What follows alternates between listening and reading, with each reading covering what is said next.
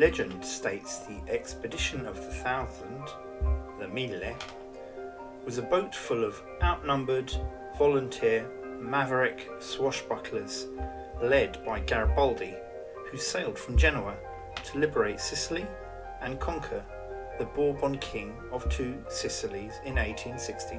Today I will discuss whether this expedition lived up to its romantic, heroic reputation in ousting the Bourbons from southern Italy and Sicily, and whether the free-spirited patriot Garibaldi perhaps had a tendency for self-publicity. The Risorgimento of 1860 was not an overnight revolt and had a long and complex build-up. The core actors were King Vittorio Emanuele II, Camillo Cavour, the Prime Minister of Sardinia-Piedmont, Giuseppe Garibaldi, and Giuseppe Mazzini. They had different intentions, but they all had a common enemy, the Bourbons. King Victor Emanuele II, King of Sardinia-Piedmont, opposed the Bourbons and was keen that a united Italy would be a monarchy led by him. He was wary of the French forces who defended the Pope in the Vatican. Now Cavour had united the north of Italy under Sardinia-Piedmont. He now wanted to do the same with southern Italy and Sicily, all being ruled by Piedmont. Garibaldi was a celebrity adventurer who promised an independent Sicily and land reforms to the common people. Mazzini was a Democrat, a European politician who sought a unification of Italy. To learn more about La Bella Sicilia, consider subscribing. Sicilians were dissatisfied by the government and enraged by the Neapolitan occupation of Sicily. Insurrections had already failed in 1820, 1837 and 1848. The British, as well as the Bourbons, had an interest in Sicily. They wanted to protect their trade routes, and also they wanted to protect a major producer and supplier of sulphur, which was used in munitions. Rosolino Pilo demanded that Giuseppe Garibaldi liberate Sicily from the Bourbons, as Piedmont, Sardinia were unwilling to declare war on the Bourbon Kingdom of Two Sicilies. After 1848, King Ferdinand II had fallen out with England, France, Austria and Russia. The Second Italian War of Independence raged in the north of Italy. King Ferdinand II, King of the Two Sicilies, died at this critical time, and King Francis II became Bourbon King in 1859. One of his first acts was to refuse an alliance with the Piedmont Sardinia. On the 3rd and the 4th of April 1860, at La Gancia Convent, Palermo, Francesco Rizzo and a group of co-conspirators sparked the revolt at La Gancia. They were betrayed by members of the convent.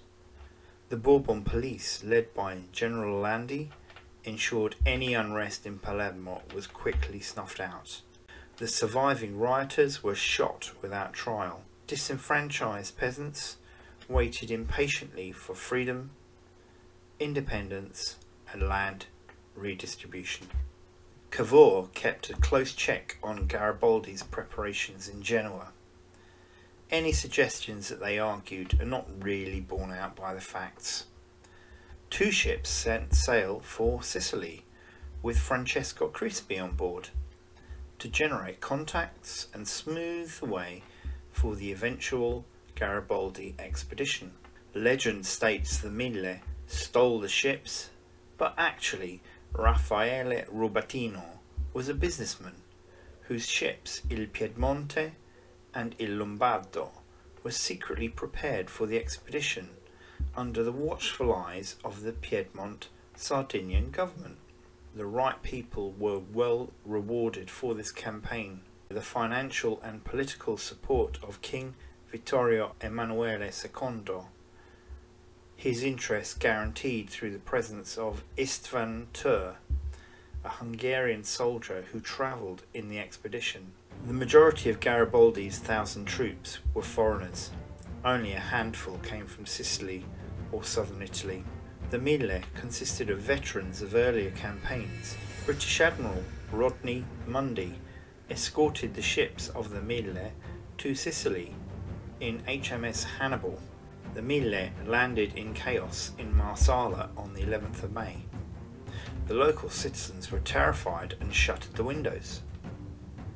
On the 14th of May at Salemi, Garibaldi declared he had claimed Sicily on behalf of King Vittorio Emanuele II. At Calatafimi on the 15th of May, Garibaldi's forces were outnumbered and outgunned. It was here, he said, "Here we make Italy or we die." Not just the bayonets of the traditional legend. The Mille were now being reinforced by volunteers who were being promised land in return for their service. Francesco Landi, Bourbon general, was chosen to put down the insurgents at Calatafimi, but he was a poor leader, hampered by poor communications, conflicting orders, and was eventually recalled from the battlefield back to Palermo. The Battle of Calatafimi was in truth inconclusive, but it did boost the morale of Garibaldi's forces. The siege of Palermo was greatly aided by the Bourbon incompetence of General Paolo Ruffo and General Giovanni Salzano de Luna. The rebel numbers swelled with local volunteers. The Mille risked disaster on numerous occasions, and this was not the victory march of legend. 750 redshirts were supported by 3,000 Sicilian volunteers as they attacked Palermo, outnumbered by a local garrison of 18 to 22,000 Bourbon army soldiers. The defenders of the city were led by the hapless, elderly General Ferdinando Lanza. The siege of Palermo exploded with a mass popular uprising. Street fighting broke out, supplemented by 2,000 released prisoners. Having been driven back from key locations, Lanza ordered heavy shelling of Palermo by his navy, killing 600 civilians. Rosalino Pilo and Giovanni Corrao made diversionary attacks against the Bourbon troops at San Martino delle Scale. Rosalino died, hit by a bullet in the back of the head. An armistice was agreed with the support of British Admiral Rodney Mundy. General Lanza surrendered the city on the 30th of May. Numerous politicians and generals were quick to abandon the Bourbon monarchy for a role in the new state under Cavour. While Garibaldi was dictator of Sicily on behalf of Vittorio Emanuele II, effectively Francesco Crispi was in charge of Sicily. He immediately began to make reforms, grant state-owned land to supporters, stripping church-owned assets, but also kept law and order, which assisted wealthy classes to keep their property. Only Syracuse, Aosta, Milazzo and Messina remained loyal to the Bourbons. The Battle of Milazzo was fought on the 20th of July 1860. Garibaldi's forces suffered heavy losses and were surrounded by the Neapolitan cavalry on a bridge just outside town. His troops, including Giacomo Medici and Giuseppe Sirtori, were saved by a local uprising of Sicilian volunteers. The ship Tucari arrived to bombard the Neapolitans, forcing them to retreat to Milazzo's fortress. King Francis II halted a counterattack offensive in the vain hope of negotiations with Piedmont. The Bourbons capitulated on the 24th of July. As the Bourbon troops retreated east towards Messina, a Catania revolt on the 31st of May led by Nicola Fabrizi, was put down. Political lines were being quickly drawn up. Number 1. Reunification of Sicily with the constitutional monarchy of the Kingdom of Piedmont. Number 2. Sicily to join an independent Italian republic. Was this really achievable with the involvement of the Bourbons, the French, the Austrians, the British and Piedmont in Italy?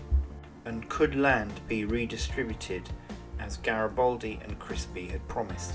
Francesco Crispi had to accept the bitter truth that there was insufficient military and political power to create an independent Italian republic rather than a monarchy. The constitutional monarchy of Piedmont. This was the only realistic compromise he had.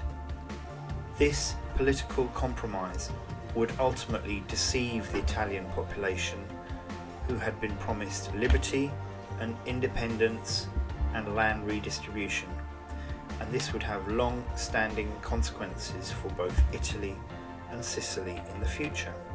Garibaldi proceeded to attack Messina and it surrendered in a week. Disaffection was rife in the rural areas. Crispi had called up all men aged 17 to 50, yes, 50, at the time of the harvest to serve in the National Guard.